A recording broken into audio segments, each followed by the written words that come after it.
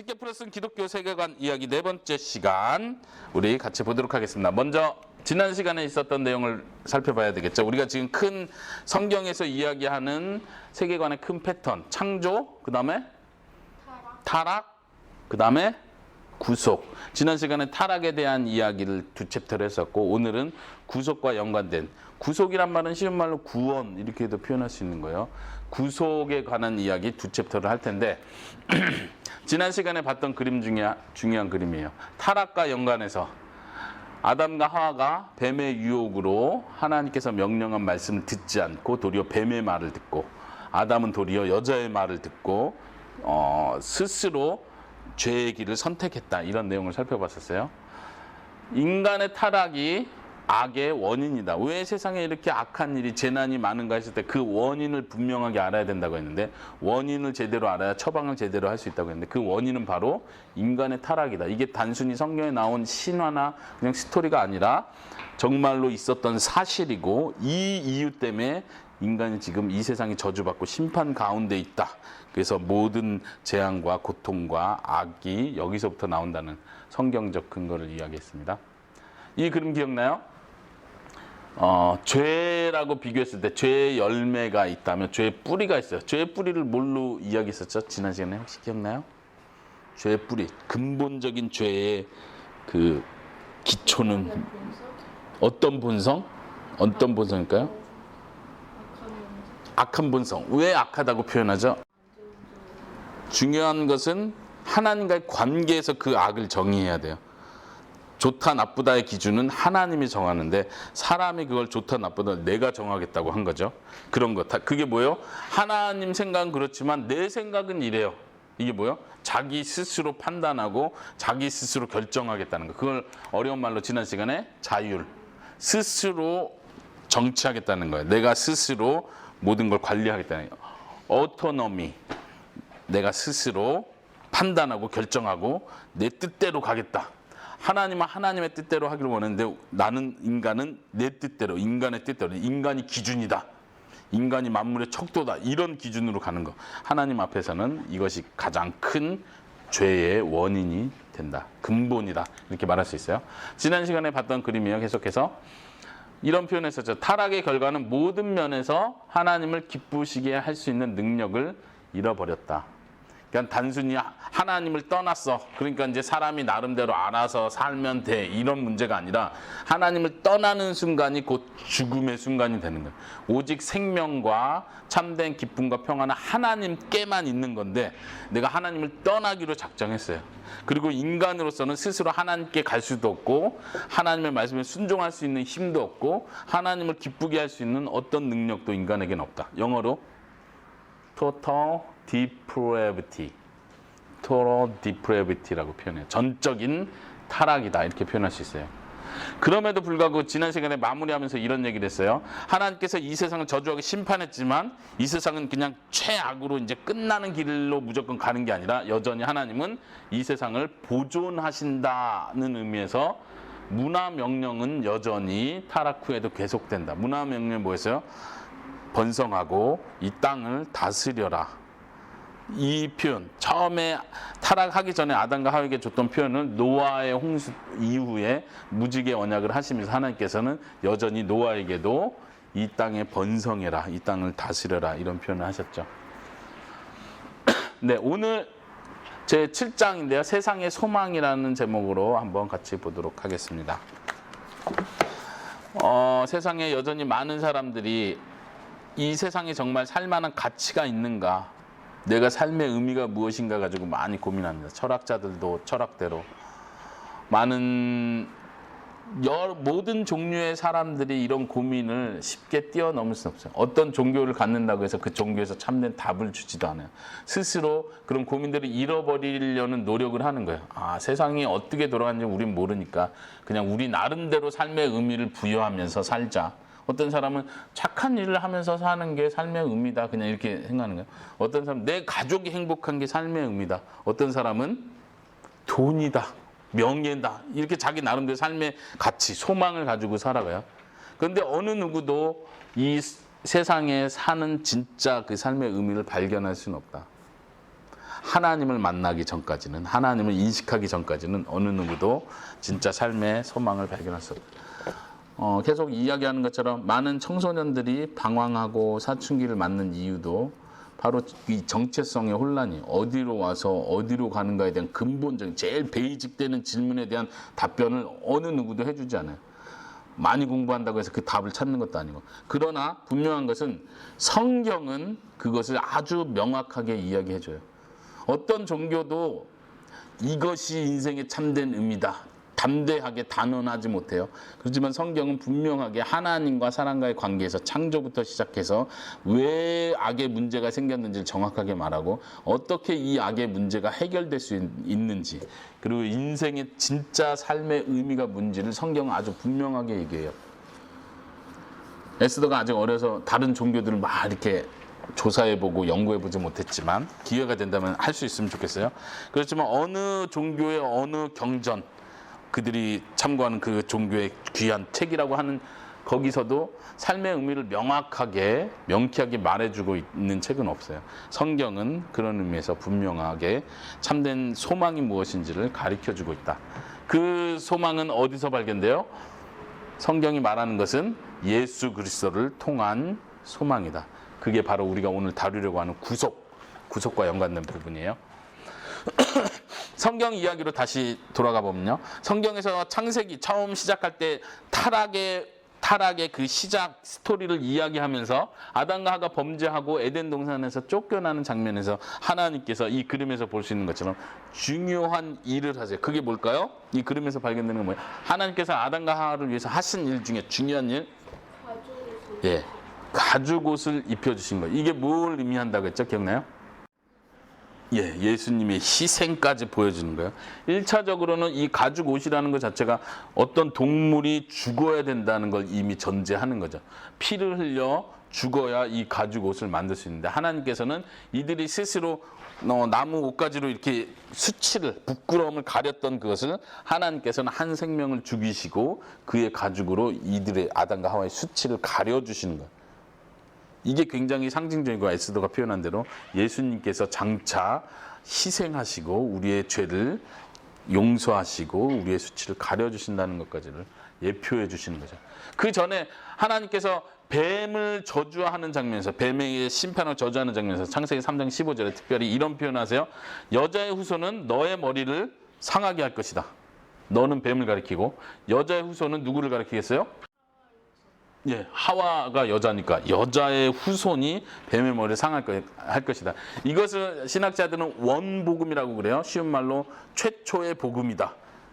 이게 복음이에요. 여자의 후손이 뱀의 머리를 상하게 할 것입니다. 이게 복음이에요. 무슨 뜻이죠? 이제 이 처음 복음은 우리가 잘 이해할 수 없게끔 했지만 그 속에 아주 중요한 핵심이 있어요. 그게 뭐냐면 예수님을 통한, 여자의 후손은 곧 예수 그리스도를 의미하는 거예요. 여자의 후손을 통한 사단의 권세, 뱀이 사단을 상징한다 했을 때 예수님을 통해서 사단의 권세가 완전히 깨질 것이라는 것을 예언한 거예요. 이게 원시 복음이다.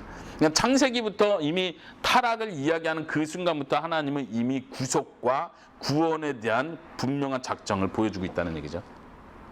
이 이야기로부터 해서 성경 전체가 쭉 흘러가는 거예요. 계시록에 이를 때까지 이 중심으로 성경은 계속 이 관점으로 보는 거예요. 그 여자의 후손이 언제 나타나는가, 그 여자의 후손이 누구였던가, 그 여자의 후손이 어떤 일을 하시는가. 실제로 예수님 왔을 때 바로 이분이 여자의 후손이고 실제로 사단의 권세를 깼다, 이거를 보여주시는 거예요. 그리고 완성되는, 회복되는 그 하나님 나라, 계시록의 그림을 보여주는 거죠. 누군 것 같아요? 그림 보면서 누군지 어떻게 알아요? 이 그림을 보면서 아담과 하와라는 거 맞히는 것도 신기한 거죠. 맞아요. 그걸 표현하기 위해서 그림을 가져왔는데, 아담과 하와가 아이를 처음 낳았어요. 이 아이 이름은 누굴까요? 가인. 가인이 큰 형이었어요. 가인의 뜻을 창세기 보면 이렇게 나와요. 여호와로 말미암아 등남, 아들을 얻었다. 어쩌면 아담과 하와 입장에서는 뱀에게 예언한 그 말을 듣고 여자의 후손이 뱀의 머리를 상하게 할 것이다. 우리가 뱀 때문에 이런 타락과 저주 가운데 있었는데 여자의 후손, 하와의 후손을 통해서 뱀이 머리를 상하게 할까 했을 때 벌써 가인을 할 때 무슨 생각을 했겠어요? 무슨 기대를 했겠어요? 이 가인이 너가 뱀의 머리를 부술 거야. 하나님이 약속해서 우린 그걸 기대해. 이런 기대가 있었겠죠? 근데 어떻게 했어요? 가인이 뱀의 머리를 부순 게 아니라 동생을 죽이는 일을 했죠. 어쩌면 아담과 하와는 좀 어때 이런 일이? 그리고 하나님께서는 동생 아벨을 대신해서 셋이라는 또 다른 자손을 허락해 주시죠. 아직 하나님의 그 말씀이 성취되는 때가 아직 아니구나. 그 뒤로 계속 인류는 여자의 후손이 우리를 회복할 걸 계속 기대하는 그 기대들이 계속 있었어요. 그런 신앙이 있었어요. 노아라는 이름도요. 노아가 태어났을 때 그 이름을 노아라고 지었을 때 그 뜻은 이 아들이 우리를 위로하리라 이런 뜻이에요. 어쩌면 이 노아가 정말 뱀의 머리를 부수는 그 인물일지 모른다. 그래서 이름을 이렇게 붙였어요. 근데 실제로 노아는 인류의 위로자가 되었나요? 어떤 면에서는 그렇죠. 방주를 만들어서 전체 인류가 멸망할 수 있는 데서 구원자로서의 역할을 감당하니까 그러면서 위로를 했지만 노아 자체가 진짜로 그 기다리던 바로 그 메시아는 아니었죠. 계속해서 사람들은 그 다음 세대 이런 소망들 계속 품었던 거예요. 아브라함을 통해서 내 자손을 통해서 모든 민족의 복을 받으리라 할 때도 그 어쩌면 창세기의 그 말씀 기억했을 거예요. 사단의 머리를 원수를 무너뜨릴 바로 그 자손이 나를 통해서 나오겠구나 이런 기대들을 계속 했을 거라 이 말이죠. 이것이 이스라엘 백성들의 큰 기대였어요. 그리고 다윗은 특별히 성경 안에서 중요한 인물로 부각되죠. 다윗은 하나님의 뜻에 합한 사람이었고 하나님의 나라를 건설할 사람으로 기대를 했어요. 이스라엘 백성은 그 기대가 너무 컸어요. 바로 다윗이 참된 메시아다. 그 여자의 후손이 뱀의 머리를 상하게 하겠다는 그 다윗 왕이 그 사람이 바로 다윗 왕이겠다라고 기대까지 한 거죠. 왜요? 실제로 다윗은 원수 나라들과 싸워서 계속 이기고 승리했거든요. 그러니까 사람들은 그렇게 기대했겠죠. 그러나 다윗의 인생은 어땠습니까? 우리가 잘 아는 것처럼 우리 어제 살펴봤죠. 밧세바와의 그 스스로 자기가 죄를 짓는 것 때문에 사단을 이겨야 될 그분이 사단의 유혹에 빠져서 도리어 실패하는 걸 보여주는 거예요. 다윗이 진짜 우리가 기대했던 메시아는 아니구나 사람들은 깨달았겠죠. 그런데 중요한 것은 다윗의 가문을 통해서 하나님 계속해서 너의 자손을 통해서 하나님의 나라, 내 나라를 견고케 하리라. 그 자손이 솔로몬인 줄 알았어요. 실제로 솔로몬 때 더 이렇게 부강한 나라가 됐으니까 다윗의 자손을 통해서 하나님의 나라가 견고해진다 했는데 솔로몬인가 보다. 근데 솔로몬이 어떻게 했어요? 솔로몬도 우상을 숭배하고 결국은 솔로몬 그 다음 자식 때부터 나눠져 버리잖아요. 이게 아닌데. 그리고 한 나라는 없어져요. 그 다음 나라는 남쪽 유다는 그래도 겨우겨우 살아남다가 결국은 또 멸망받죠. 그 범죄 때문에 하나님의 징계를 받고 멸망하고 포로로 끌려가요. 포로로 끌려가면서도 마지막 기대했지만 나중에 어떻게 돼요? 그 포로를 다시 귀환시켜줘요. 이제 정말 하나님이 회복할 때가 왔나 보다. 그런데도 여전히 사람들은 죄를 짓고 400년이라는 중간, 구약과 신약 사이의 중간에 400년의 긴 기간 동안 아무 선지자도 일어나지 않는 거예요. 사람들은 어떻게 보면 절망했죠. 근데 이 그림, 이 누구냐면 예수님이에요. 그럼 이 사람 누구겠어요? 그 예수님을 그거 했던 누구예요? 요셉 아니고 예수님의 아버지 아니고 이 사람은 시므온이라는 사람이에요. 누가복음에 보면 시므온의 이야기가 나오는데 시므온은 성전에서 오랫동안 나이가 많을 때까지 하나님 앞에 기도하고 경건한 사람으로 표현돼요. 그래서 예수님이 8일째 될 때 할례를 행하기 위해서 성전으로 데리고 왔을 때 이 시므온이라는 기도 많이 하는 이분이 이 아이를 보고 감동을 하는 거예요. 왜냐하면 시므온이 그 전에 성령님의 음성을 들었어. 너가 죽기 전에 메시아를 볼 것이다. 그리스도를 볼 것이다. 이 음성을 들었는데 이 아이를 보고 이분이 메시아라는 거 알았어요. 근데 누가복음의 표현이 중요해요. 누가복음 2장 25절에 시므온을 얘기하면서 이 시므온은 이스라엘의 위로를 기다리는 자다 이런 표현을 해요. 이 노아의 이름하고 같은 맥락이죠. 창세 이후로 타락 이후로 사람들은 계속해서 위로자를 기다렸어요. 진짜 이 땅을 회복할 사람으로서의 위로자. 정말 이 타락의 상태를 회복할 자. 근데 바로 예수님이 바로 그런 분으로 오셨다는 거죠. 시몬이 이스라엘 위로를 기다렸던 것처럼 예수님의 이름 자체가 그 백성을 그들의 죄에서 구원할 자라는 분으로 오신 거죠. 이것이 성경이 말해주는 이 세상 악의 문제의 해결, 세상의 참된 소망으로서의 예수 그리스도를 보여주는 거예요. 중요한 것은 이제 이 예수님이 누구인가를 아는 것이 중요하겠죠. 우리가 전도를 하고 복음을 전한다고 할 때 결국은 예수님이 누구인가를 전해주는 거예요. 예수님은 누구십니까? 메시아, 구원자, 이 땅에 참된 회복을 가져오실 분. 그러나 더 중요한 것은 예수님은 하나님이신데 이 땅에 내려오신 분이다. 이게 중요하죠. 그냥 사람 중에 훌륭한 사람이 아니라 하나님 그분이 친히 이 땅 가운데 내려오신 그 하나님이시다. 하나님이신 사람이시다. 예수님을 그렇게 이해하는 것이 중요합니다. 많은 사람들은 예수님을 그렇게 받아들이려고 하지 않는 거죠. 그냥 인간 중에 대단히 훌륭했던 분이다. 이 정도로만 계속해서 받아들이려고 하는 거예요. 그러나 중요한 것은 우리가 예수님이 진짜 누구인가 성경이 말해주는 대로 믿는 것이 정말 중요하다. 아까 종교 얘기들을 막 했는데 예를 들면 불교의 석가모니나 이슬람의 마호메트나 소크라테스나 공자에게 가서 당신이 이 세상을 구원할 자이십니까? 라고 만약 제자들이 묻는다면 어느 누구도 그렇다고 말하지 않을 거예요. 않았을 거예요. 그리고 어느 그 훌륭한 종교의 대표 지도자들이 어느 누구도 내가 구원자다라고 말하진 않았어요. 오늘날은 사이비 이단들이 그냥 내가 재림주다, 내가 이 땅을 회복한다, 내가 보혜사 성령이다, 이러면서 사이비 이단들이나 그러지, 진짜 세계 큰 종교들의 대표들은 스스로가 겸손했어요. 나는 구원자가 아니다. 나도 내가 깨달은 진리들을 나름대로 깨달은 그 귀한 것들을 너에게 전해주려고 할 뿐이지 내가 구원자거나 내가 창조주는 아니다. 근데 예수님은 분명하게 내가 누구냐라고 말했을 때 나는 길이다. 내가 진리다. 내가 생명이다.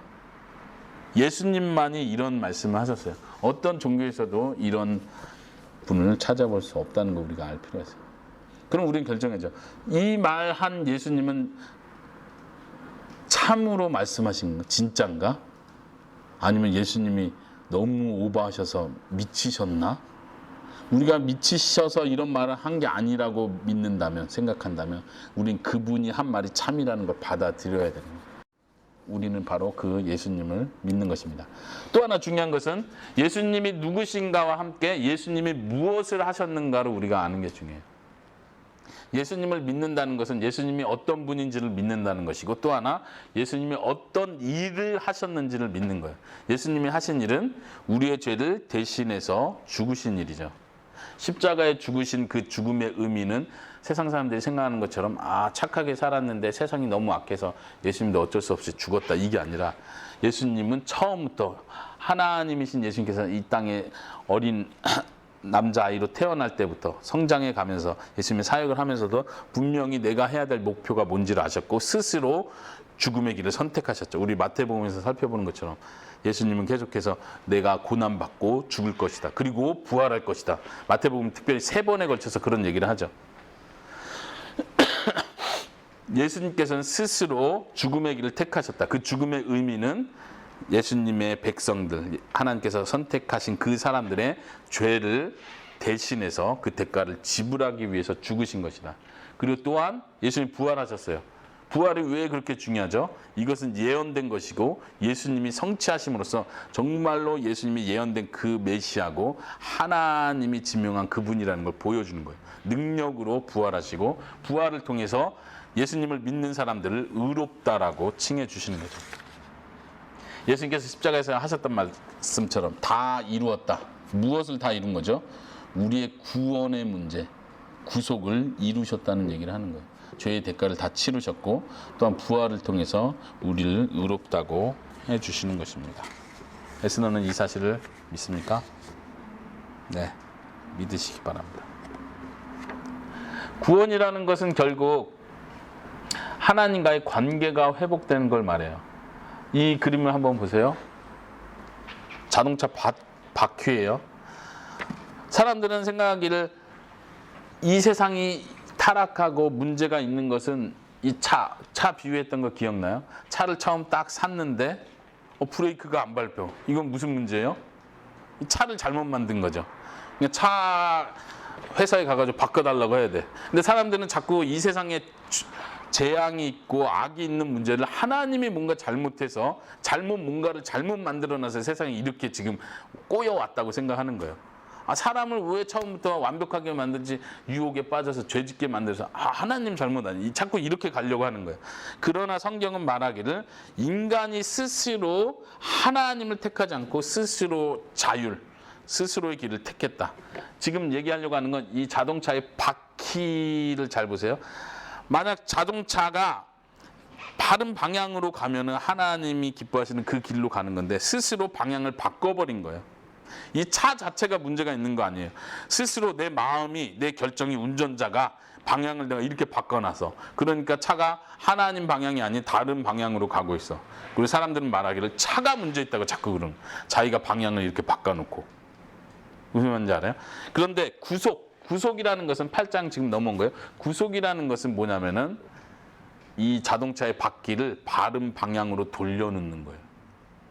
마음의 문제라는 거예요. 운전자가 다시 이 방향이 틀렸어. 내가 하나님의 방향. 회개도 그런 거죠. 회개도 죄의 길로 가다가 방향을 바꾸는 거고 구속이라는 거, 구원이라는 것도 내가 지금까지 내 마음으로 내 결정으로 내 길을 택했다면 이제는 하나님께로 향하겠다고 하는 거죠.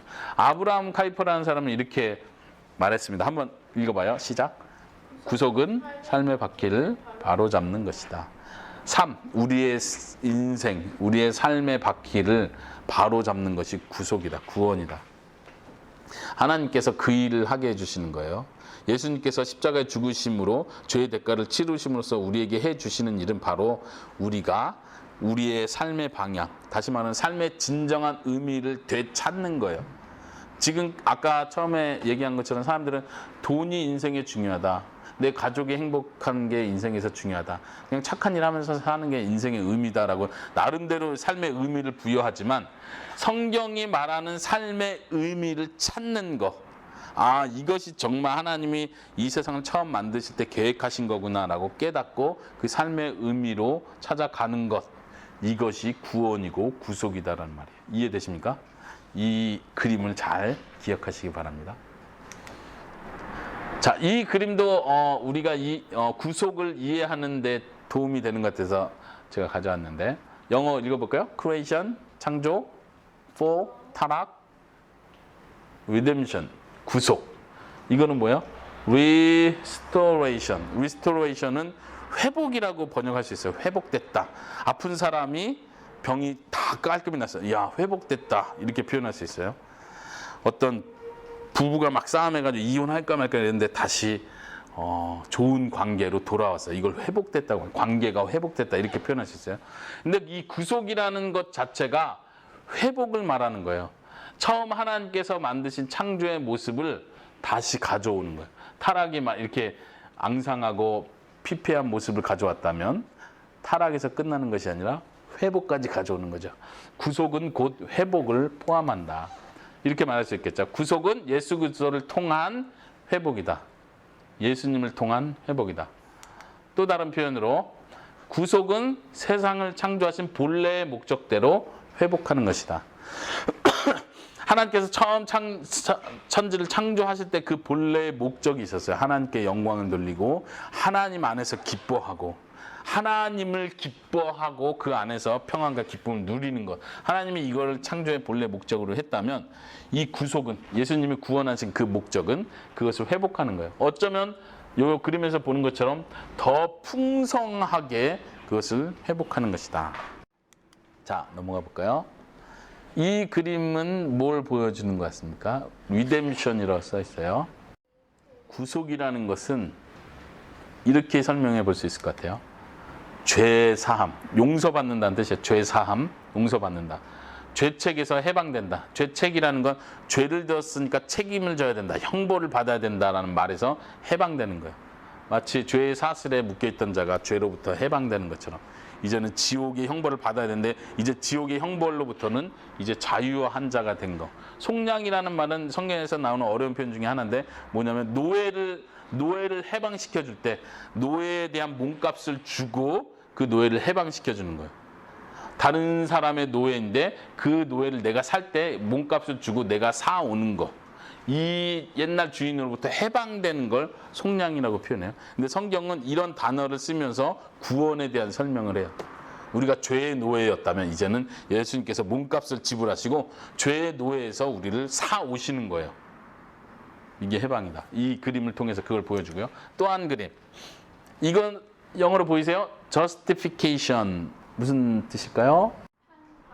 예, 재판과 관련된 단어인데 성경에서 나오는 용어로 칭의. 의롭다고 칭한다 이 말이에요. 의롭다고 여겨주는 거예요. 이건 재판적인 용어예요. 선언하는 거예요. 이 사람은 무죄, 죄가 없습니다. 땅. 이미 선언된 거예요. 의롭다라고 선언된 상태를 구속이라고 말할 수 있는 거예요. 구속은 칭의를 표현하면 단순히 죄가 용서받고 죄에서 해방되는 정도가 아니라 의로운 사람이라고 법정적으로 인정을 해주는 거예요. 이 사람이 의롭기 때문에 천국에 갈 수 있다라고 말해주는 거예요. 이건 좀 소극적인 면이라면 죄사함, 죄책에서 해방, 속량이 좀 소극적인 의미라면 법정적 의롭다고 말해주는 거. 이 사람은 이제는 전혀 새로운 사람이라고 선포해주는 것은 좀 더 적극적인 의미라고 할 수 있겠죠. 구속에서 한 가지 더 생각할 수 있는 건 영어로 sanctification 뭘까요? 성화. 성화라는 것은 구속의 완성 단계예요. 여기서 성화는 한자말로 거룩하다, 거룩할 성. 화는 점점 변화해 간다 할 때, 변화한다 할 때, 거룩하게, 그렇죠. 정화된다 할 때도 깨끗하게 변화된다 할 때 정화라고 표현할 수 있겠죠.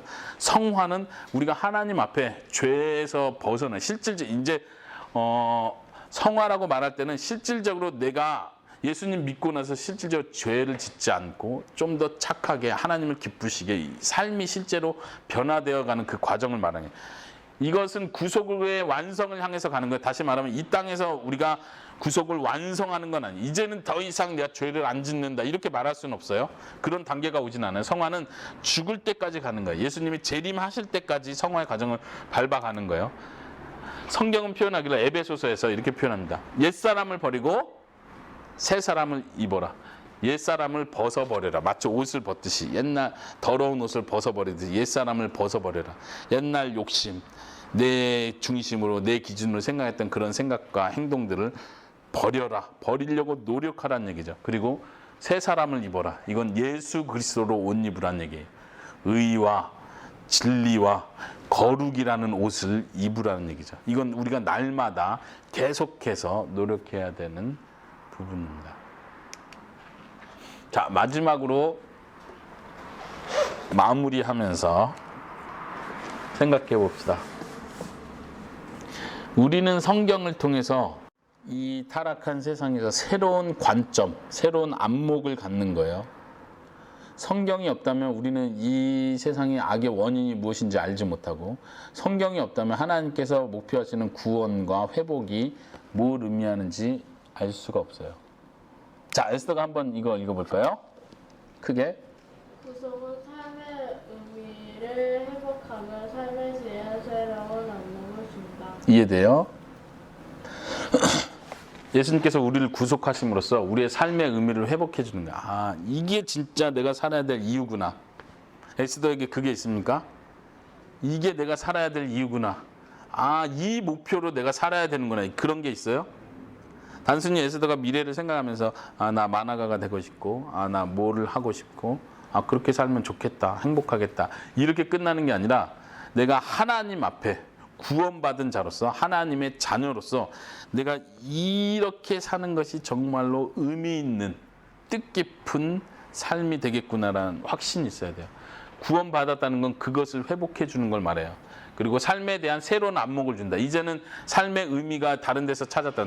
믿지 않는 사람들이 다른 데에서 아, 이게 행복한 거야, 이게 좋은 거야라고 말한다면, 우리 예수 그리스도를 믿는 사람들은 새로운 관점을 갖는 거예요. 안목이라는 건 눈이에요. 눈. 새로운 관점을 갖는 거죠. 이 표현도 한번 생각해 봅시다. 읽어보세요. 시작. 구속의 비전은 곧 하나님 나라를 바라보는 안목이다.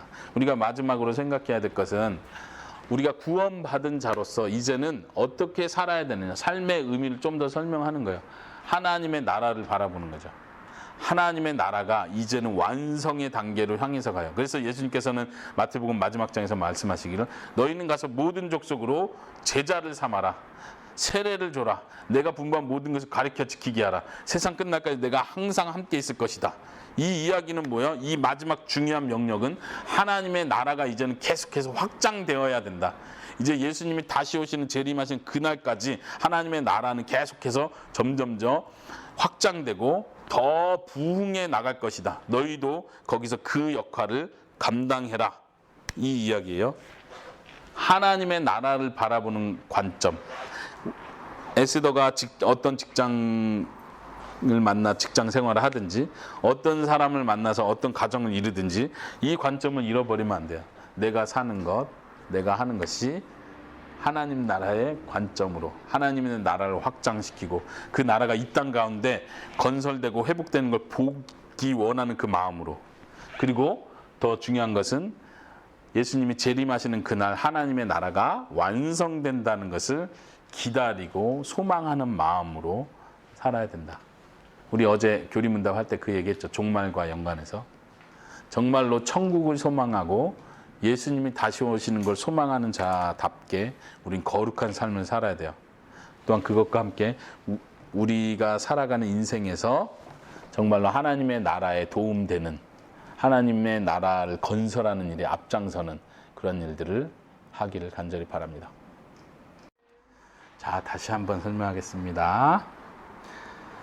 구속은 삶의 의미를 회복하며 삶에 대한 새로운 안목을 준다. 우리가 구원받은 자라면 이제는 성경의 관점으로 삶의 의미를 찾는다는 거예요. 아, 하나님을 섬기고 하나님을 경외하는 이게 진짜 삶의 의미고 참된 행복이구나를 확신한다는 얘기예요.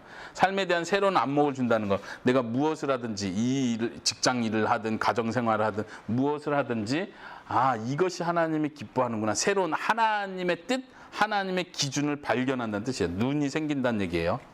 네. 그 다음 문장. 구속의 비전은 곧 하나님 나라를 바라보는 안목이다. 여기서는 삶의 의미를 좀 더 구체화시켰다고 생각하세요. 우리가 구원받은 거에 대한 목표가 있어요. 비전이란 말은 목표예요. 그 목표는 뭐냐? 그냥 내가 구원받았으니까 이제 잘 먹고 잘 살고 천국에만 가면 되겠지, 이게 아니라 우리의 비전은, 구속받은 자의 비전은 곧 하나님 나라를 바라보는 거예요. 하나님 나라가 이 땅에서 확장되기를 기대하는 거예요. 예수님을 믿지 않는 자들이 있어요. 그들을 저들은 어차피 지옥 가겠지 이렇게 생각하는 게 아니라 그들에게도 복음을 전해야 된다는 삶을 갖는 거예요. 내가 직장 생활에서 가정 생활에서 이웃들을 섬기고 사랑하는 걸 통해서 이들에게도 예수님을 전해야 되고 하나님의 통치 아래 들어오기를 원하는 거예요. 너도 예수님을 믿어야 된다. 너도 구원받은 하나님의 백성이 되기를 내가 바란다. 이런 마음으로 전도를 하는 거고 사랑을 실천해 나가는 거예요. 심지어 더 적극적으로 선교사가 될 수 있는 거고, 그런 의미에서 하나님 나라의 일, 교회의 일들을 더 열심히 내는 거죠. 구속받은 자로서 그러한 눈들이 계속 생긴다는 거예요. 그래서 아까 마태복음 28장을 설명을 했죠. 너희는 가서 모든 족속의 제자를 삼아라. 이것은 모든 그리스도인들이, 예수를 믿는 사람들이 받아들여야 되는 예수님의 명령이에요. 그렇기 때문에 모든 사람이 선교사가 되는 건 아니지만 에스더가 만화가 된다. 그럼 이 만화가 하면서 돈 많이 벌어야지, 이게 아니라 이걸 통해서 사람들에게 좋은 영향력을 끼치고 인생에 대해서 진짜 진지하게 고민할 수 있는 기회를 제공할 수 있다면 그것도 만화가서 할 수 있는 아주 좋은 일이죠. 또 그걸로 버는 돈을 통해서 어떻게 사용할 것인가, 이걸 통해서 맺어진 여러 사람과의 관계에서 내가 어떤 영향력을 끼칠 것인가, 이런 것도 다 하나님 나라의 관점에서 에스더가 생각할 수 있기를 바란다는 얘기죠. 자, 이해되겠습니까? 네, 오늘은 여기까지 마치도록 하겠습니다. 수고했습니다.